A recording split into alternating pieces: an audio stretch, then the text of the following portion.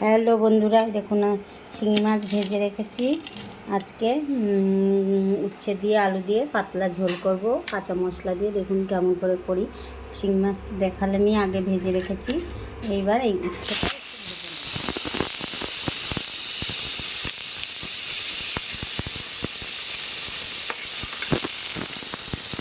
এবার উচ্ছেগুলো তুলে নিচ্ছি।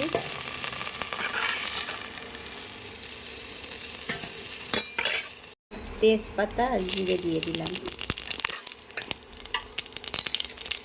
দিয়ে আলুগুলো ছেড়ে দিলাম।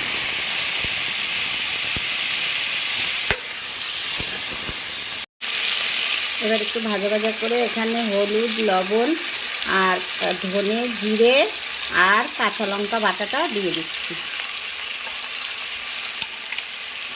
এবার দিয়ে একটু নাড়াচাড়া দিয়ে কষাবো। কষানো হয়ে গেছে, এবার জল দিয়ে দেবো।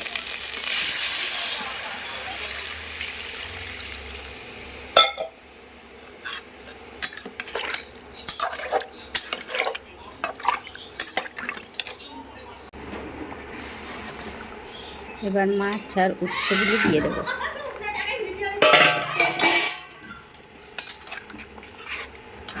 দিয়ে একটু নাড়াচাড়া করে নিচ্ছি। আর আবার একটু ঢাকা। এই দেখুন হয়ে গেছে পাতলা পাতলা উচ্ছে দিয়ে আলু দিয়ে শিঙি মাছের ঝোল। এইভাবে একদিন রান্না করে খেয়ে দেখবেন, গরমের মধ্যে মনে হবে অমৃত খাচ্ছেন।